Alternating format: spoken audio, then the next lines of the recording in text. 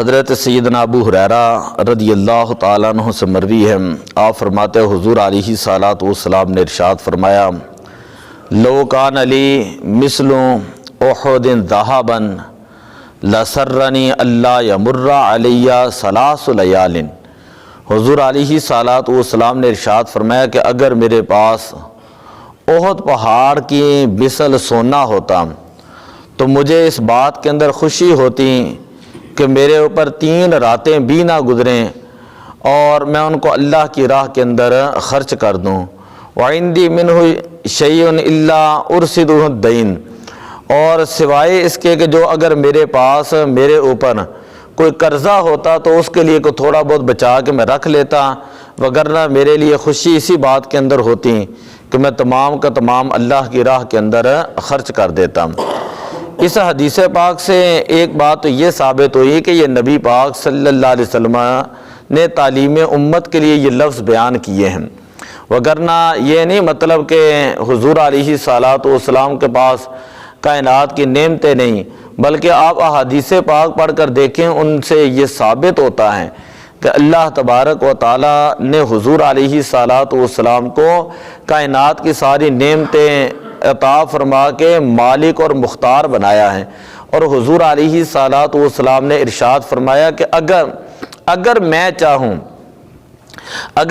چاہوں اشارہ کروں تو یہ پہاڑ سونا بن کر میرے ساتھ چلنا شروع ہو جائیں، یہ پہاڑ سونا بن کر میرے ساتھ چلنا شروع ہو جائیں۔ تو بظاہر حضور علیہ الصلاۃ والسلام نے فرمایا کہ اگر میرے پاس احد پہاڑ کی مثل بھی سونا آئے، سونا ہو، تو میری خوشی اس بات کے اندر ہوگی کہ میں 3 راتوں سے پہلے اس کو اللہ کی راہ کے اندر، غریبوں کے اندر، محتاجوں کے اندر، ضرورت مند لوگوں کے اندر اس کو میں خرچ کر دوں، اور سوائے اس کے کہ اگر میرے اوپر کوئی قرض ہو تو اس قرض کے لیے میں تھوڑا بہت مال اپنے پاس جو ہے وہ جمع کر لوں۔ تو اس سے یہ بھی پتہ چلا کہ جو قرضہ ہوتا ہے نا، قرضہ اس کی زیادہ فضیلت ہے۔ قرضہ پہلے ادا کرنا چاہیے، پھر انسان کو صدقہ و خیرات کرنا چاہیے، یعنی قرضہ انسان کے اوپر یہ حقوق العباد میں سے ہے، اور صدقہ و خیرات کرنا یہ حقوق اللہ میں سے ہے، اور حقوق العباد مقدم ہوتے ہیں۔ اگر کسی بندے کے اوپر قرضہ ہو تو اس کا یہ مطلب نہیں کہ وہ بندہ قرضہ ادا نہ کریں اور کبھی لوگوں کو کھانا کھلاتا پھرے، کبھی وہ صدقہ و خیرات کرتا پھرے، اور جو قرض خواہ ہیں وہ اس کے پاس جو وہ اپنا قرضہ لینے کے لیے آتے پھرے، نہیں، بلکہ اس کے اوپر مخلوق کے جو حقوق ہیں وہ پہلے وہ بندہ قرضہ ادا کرے، پھر جو بچ جائے اس میں سے وہ اللہ کی راہ کے اندر خرچہ کرے۔ یہ نہیں سمجھ آ گئی کہ پہلے وہ قرضہ ادا کرے گا، قرضہ پہلے ہے، قرضے کا حق جو ہے مخلوق کے ساتھ ہے، حقوق العباد کے ساتھ ہے، اور صدقہ و خیرات کا تعلق بندے اور اللہ کے ساتھ ہے، یہ حقوق اللہ میں سے ہے، اور وہ حقوق العباد جو ہے یہ مقدم ہوتے ہیں۔ اسی طرح بعض اوقات جو بڑے ایسے لوگ ہیں جو بڑے عبادت گزار، نیکیاں کرنے والے، عبادتیں کرنے والے، اور جو ہے ریاضات کرنے والے بڑے بڑے صوفی ہوتے ہیں، لیکن انہوں نے لوگوں کا بڑا بڑا مال جو وہ دینا ہوتا ہے، مال انہوں نے قبضہ کیا ہوتا ہے، لوگوں کے قرضے دینے ہوتے ہیں،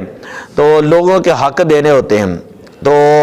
ان لوگوں کے اوپر بھی لازم ہے کہ عبادات سے مقدم جو ہے وہ لوگوں کا حق ادا کرنا ہے۔ آپ زیادہ عبادت ساری رات جاگنے کے بجائے تھوڑی عبادت کر لیں، زیادہ وظیفے پڑھنے کے بجائے تھوڑے وظیفے پڑھ لیں، اور زیادہ جو ہے وہ نیکیاں کرنے کے بجائے تھوڑی کر لیں، لیکن اگر اللہ تعالیٰ نے آپ کو مال دیا ہے تو اس مال میں سے جن کا حقوق ہے، جن کے حق ہیں، جن کا حق آپ کے اوپر لازم ہے، آپ وہ پہلے وہ قرضے ادا کریں۔ یہ بات سمجھ آ گئی؟ تو نبی پاک صلی اللہ علیہ وسلم نے فرمایا کہ میں سارا مال خرچ کر دوں سوائے اس کے کہ میرے پاس اگر کوئی قرضہ ہو، کسی کا ادا کرنا ہو، تو اس کے لیے میں تھوڑا بہت جمع کر کے رکھ لوں گا۔ اگلی روایت کے اندر یہ ہے کہ نبی اکرم صلی اللہ علیہ وسلم نے ارشاد فرمایا، ما من یوم یصبح العباد، کہ بندے جو ہیں جو بھی صبح کرتے ہیں، انسان جب صبح کرتا ہے تو فیہ الا ملکان ینزلان، تو ہر بندے کے لیے اللہ کی طرف سے 2 فرشتے اترتے ہیں، ہر بندے کے لیے اللہ کی طرف سے 2 فرشتے اترتے ہیں۔ فیقول احدہما، ایک فرشتہ دعا کرتا ہے، اللہم اعطی منفقن خلافن، اے اللہ جو خرچ کرنے والا ہے تو اس کو بہترین نعم البدل عطا فرما، جو خرچ کرنے والا ہے اس کو بہترین نعم البدل عطا فرما۔ وَيَقُولُ الْآخَرُ، اور دوسرا فرشتہ کہتا ہے اللہم اعطی ممسکن تلفا، اے اللہ جو بخل کرنے والا ہے، جو کنجوسی کرنے والا ہے، اے اللہ اس کا مال جو ہے ضائع کر دیں، اس کے مال سے برکت جو ہے وہ اٹھا لیں۔ تو یہ کتنی بڑی حدیث پاک ہیں کہ جس سے یہ پتہ چلتا ہے کہ اگر کوئی بندہ اللہ کی راہ کے اندر خرچ کرتا ہے تو اس کے لیے اللہ کے فرشتے دعا کرتے ہیں کہ اے اللہ اس نے تیری راہ کے اندر خرچ کیا ہے، اے اللہ تو اپنی بارگاہ سے اپنی جناب سے اس کو نعم البدل عطا فرما، دنیا کا مال بھی عطا فرما، اس بندے کو آخرت کا مال بھی عطا فرما۔ اور اے اللہ جو بندہ خرچ ہونے کے باوجود، یعنی جہاں پہ خرچ کرنا ہے، گھر میں کھانا پکانا ہے، وہ بندہ کنجوسی کرتا ہے، بندہ بخل کرتا ہے، اللہ نے دیا سارا کچھ ہے، تو اللہ تعالیٰ کے فرشتے کہتے ہیں اللہم اعطی ممسکن تلفا، اے اللہ اس کا مال جو ہے وہ ضائع کرتے ہیں۔ حضرت اسماء رضی اللہ تعالی عنہا سے مروی ہے، آپ فرماتی ہیں حضور علیہ صلوات والسلام نے ارشاد فرمایا انفقی، اے اسماء تم خرچ کیا کرو، تم کیا کیا کرو؟ خرچ کیا کرو، ولا تحسی، اور صدقہ و خیرات کرنے میں تم گنا نہ کرو، خرچ کیا کرو اور اس کو گنا نہ کرو، اگر تم گن کر دو گی فیحصی اللہ علیک، اللہ بھی تجھے گن گن کر دے گا، ولا تعی، اور بچا نہ لے فیعی اللہ علیک، اللہ بھی رزق جو ہے وہ تمہارے اوپر بچا لے گا۔ اردعی مستطاعتی، جتنی اللہ نے تجھے توفیق دی ہے اللہ کی راہ کے اندر اس مال میں سے کچھ نہ کچھ خرچ کیا کرو۔ تو یہ حدیث پاک بھی ہے کہ انسان کو اپنی جیب کے اوپر جو ہے وہ چوکی دار اور سیکورٹی گارڈ نہیں بن کر بیٹھ جانا چاہیے، اگر اللہ نے دیا ہے توفیق دی ہے تو انسان کو ضرور خرچ کرنا چاہیے۔ اور پھر یہ حدیث مطلق ہے، یہ بھی نہیں کہا کہ بہت زیادہ جو ہے وہ زیادہ خرچ کر دے، حد سے زیادہ کر دیں، نہیں، جتنی توفیق ہے انسان خرچ کریں، جتنی توفیق ہے انسان ہے۔ نبی پاک صلی اللہ علیہ وسلم نے فرمایا گھر میں کھانا بنانا ہے، شوربہ زیادہ کر دو، اس میں سے کچھ جو ہے وہ ہمسائے کے گھر میں دے آؤ، ٹھیک ہے، اللہ تعالیٰ تمہارے رزق کے اندر بھی برکت ڈالے گا۔ ایک حدیث پاک کے اندر آ رہا ہے نبی اکرم صلی اللہ علیہ وسلم نے فرمایا کہ اللہ تعالیٰ فرماتا ہے انفق یا ابن آدم،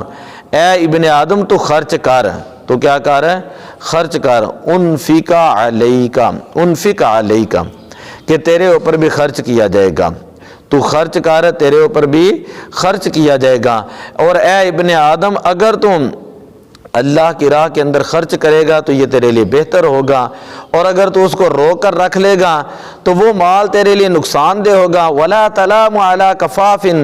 اور جو تو قدر ضرورت اپنے لیے بچا کے رکھ دیں، اپنے کھانے کے لیے، بال بچوں کے لیے، بیوی کے لیے ہیں، اپنے لیے کوئی کچھ نہ کچھ بچا کے رکھ دیتا ہے تو اس کے اوپر شریعت کے اندر کوئی ملامت نہیں۔ وَبَدَا بِمَنْ تَعُولُ، اور حضور علیہ السلام نے فرمایا ان سے شروع کر جو محتاج ہیں، ان سے شروع کر جو ضرورت مند ہیں، جو محتاج ہیں، ان کو دے، اللہ تعالیٰ تجھے بھی دے گا۔ تو دعا اللہ تعالیٰ عمل کی توفیق عطا فرمائے۔ الصلاۃ والسلام علیک یا رسول اللہ وعلی آلک و